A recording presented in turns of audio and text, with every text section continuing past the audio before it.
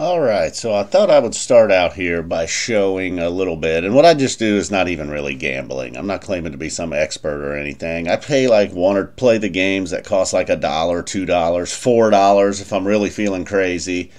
But I did want to show a couple of receipts here. You can see the Usman Edwins card I entered.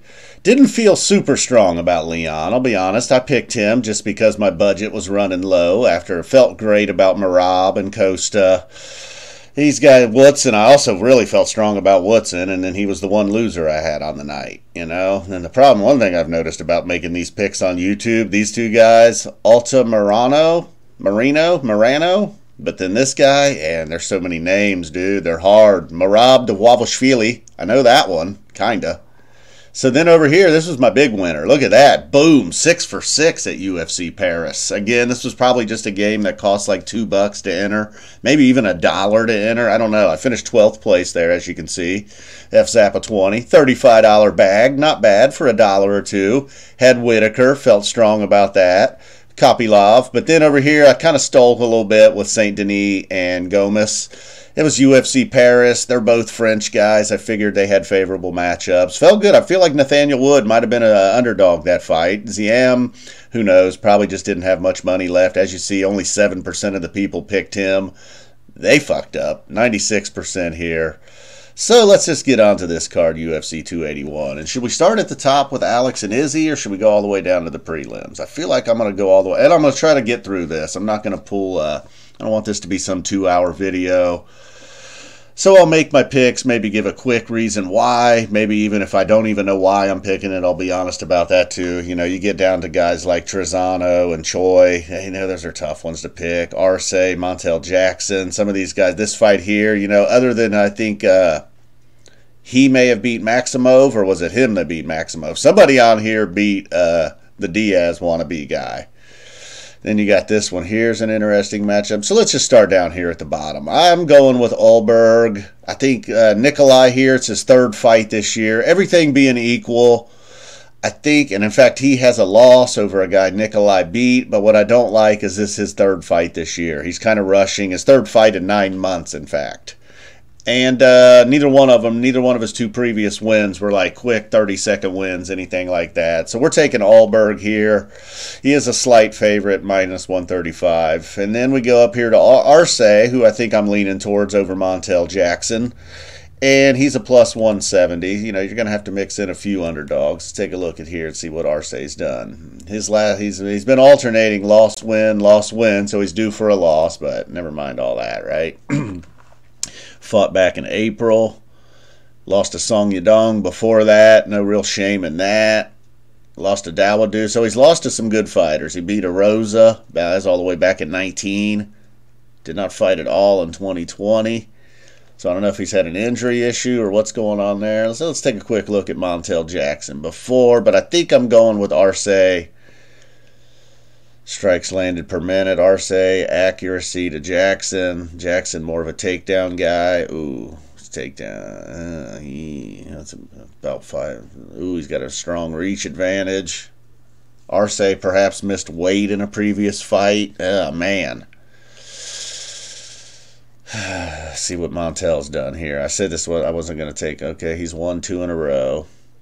Other than JD Bays. I don't know this. I don't know Strader. He lost to Johns. Fought twice in 20. Oh, it's his 3rd fight. He just fought in September. A unanimous decision just in September.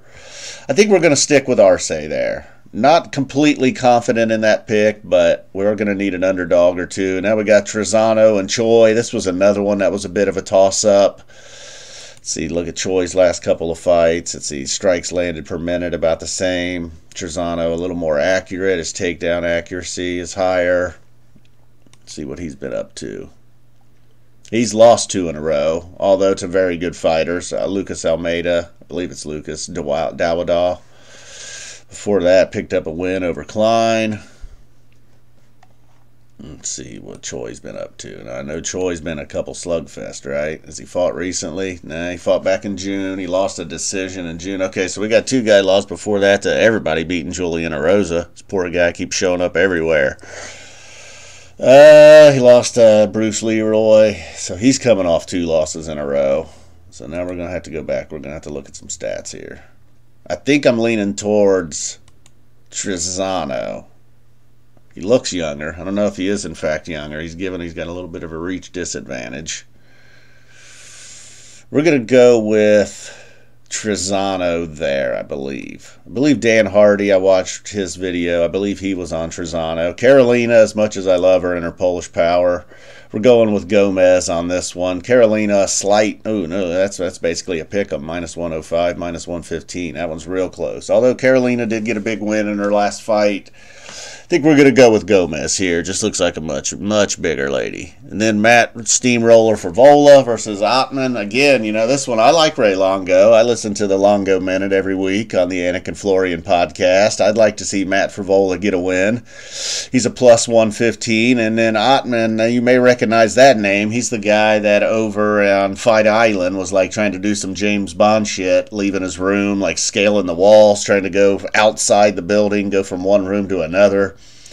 So he was immediately cut and banned, thrown off the island or whatever. There were some serious COVID restrictions. But again, to reference Dan Hardy, he felt like this was a setup fight for Ottman, who's just knocking everybody out. Favola, while he doesn't have a reputation for getting knocked out, this guy, look at this, 8 strikes per minute though, 57%. He calls himself the bulldozer. Favola is the steamroller. He's lost 2 out of his last 3. Came back, got that win against Valdez. He lost one of his fights in 7 seconds to McKinney. Oh, well. So, I don't know. I think I am probably... I feel like if this guy was just... They must feel strong about him if they kept him. Because the incident over on Fight Island, they clearly were not happy about. But yet, here he is back again. So, we're going to go with Ottman there. That's going to end the prelims, it looks like. Now, or that was going to end the early prelims. That's crazy that those are the early prelims. The Allberg fight's going to be crazy, so you might want to get there early for that one. I would imagine Favola and Ottman's going to be pretty wild. And Gomez, I think she's going to throw down with Carolina. Petroski, that's the guy who beat Maximov. The wannabe Diaz. He's a minus 200 Wellington tournament. I was trying to find a reason to pick Wellington. Just really couldn't come up with anything. Statistically, looks like Petroski's got the advantage. Although he's turned it around. He got a win over Sam Alvey, a decision, which a lot of people do. Then he did submit Misha Serkinov, which is not a bad win. Lost to Bruno Silva and Sanchez before that. I think we're going to lean towards Petroski there, though, on this one. And now we are on to Blanchfield and Molly McCann. Look at this, minus 400. What has Meatball Molly done? Has she bitten off more than she can chew here? Blanchfield, undefeated in the UFC, had some big wins in Invicta before that, if you can call those big wins. Molly obviously had some losses, and now 2 straight huge wins, fighting on the undercard with Patty in the group. But this line just tells me, man, something is not right here. Molly, and you know, they're saying all the right things. If you've heard any interviews, people from Molly's side, she understands. She can't just go out there and start spamming, spinning shit. You know, it's going to happen. Look at the takedown average 66%. I think Molly's going to probably find herself on her back at some point. Let's see, who'd Molly lose to before the last 2 big wins? And 3 big wins in a row, actually, going all the way back to September of 21. 3rd fight this year for Molly. You know, that used to be normal. Now I wonder if 3 fights in 9 months isn't a bit much. Although that last one was a first-round KO over Goldie. And she pounded so much howler head after the fight, she's probably still recovering. So we're going to go with Blanchfield there. We're going to trust the line. We're not going to bite into all the Meatball Molly hype, although she is fun. And then Dominick Reyes. I had a little trouble with this one. I wanted to lean towards Spann, but man, he looked really good in the Yuri fight. I mean, if you can say that about a guy who got viciously KO'd. I mean, he was throwing. If he's able to throw and land on Spann the same way he was on Yuri, Spann's probably got better defense than Yuri. And his 3 losses, all to really good fighters. Jan, although Jan was eating him up with that body kick. A lot of people think he won the John Jones fight. Maybe did that hurt him mentally a little bit. See, statistically, he's a little bit better. See what Spann up to. I think he had the loss to Anthony Smith in there, and then he came back and he beat Kuchilaba. Another guy he's just fought back in May. 3rd fight in about a year, a little over a year actually, so that's not a concern. But I think we're going to go with Reyes. Reyes, I believe, has taken a lot of time off since that brutal fight with Yuri. The loss before that to Jan. Yeah, look at that. September of 2020. Then he didn't fight again until May of 21. And now we're in this. So that's good. I feel like coming off those 3 losses, the disappointing decision to Jones, you know, although the Blachowicz fight wasn't as bad as the Prochazka fight. Boy, he's having trouble with these J's. John, Jan, and Yuri. So luckily he's fighting Ryan Spann. Maybe that was the problem. You see that before that, he got wins over Volkan Ozdemir and Chris Weidman. The Weidman win, Weidman probably shouldn't have been up there at light heavyweight. So we're going to go with Dominick Reyes. After saying all that, we're sticking with Dom. Pretty confident in that one, too, in fact. Brad Riddell, quick little personal anecdote. The first time I ever played DraftKings was back, I guess, this summer. Brad Riddell, first fight I ever had action on, and he lost to Jalen Turner in, I believe, 30 seconds. Luckily, things have gotten. He lost to Fiziev before that, so he's lost to 2 really good fighters. He beat Drew Dober before that, who I feel like, again, another really good fighter. Just lost to Turner back in July. Okay, 45 seconds. I feel like he took a shot, got rocked, went to the ground, and then Turner snatched his neck. I think he scored 0.8 points that night on DraftKings. Still to this day, the worst showing I've ever had. My first ever fight with some action on. But Moicano, we saw that grueling fight he had with Rafael. So I think we're going with Brad Riddell. I think he's, he can't do it again. So even in a loss, I feel like Riddell is going to get it done. Hopefully early. Not feeling great about that after what he did to me last time. In fact, I was kind of telling my girlfriend, trying to show off like I know some shit. Got some action on this fight. She sees Riddell enter the cage. She sees Jalen Turner enter the cage. She's like, you picked this guy? So I'm like, let me run in here. I can get a Pepsi before this fight starts. Before I even got my glass of Pepsi poured, Riddell had already lost. It was funny. I was like, well, this isn't going to go so well. Luckily, I showed you guys these. Look at that, man. Boom. 6 for 6, UFC Paris. All right, I'll stop bragging. I'm no Brian Petrie. This one, I don't want to see Dan Hooker get knee-barred. Everybody that seems to be the deal. You got a minus 155 here. Dan got his whole crew back training with him. Claudio, though, boy, he's sneaky. Fights that he's losing, he's still somehow able to pull off that knee bar. So, not feeling great about it, but I think we're leaning towards Dan Hooker there. But again, not feeling great about it. I definitely don't want to see him get knee barred and injured. I mean, he's had a tough run of it as of late as it is. This guy, he's not landing many strikes per minute because he's trying to tear your knee apart most of the time.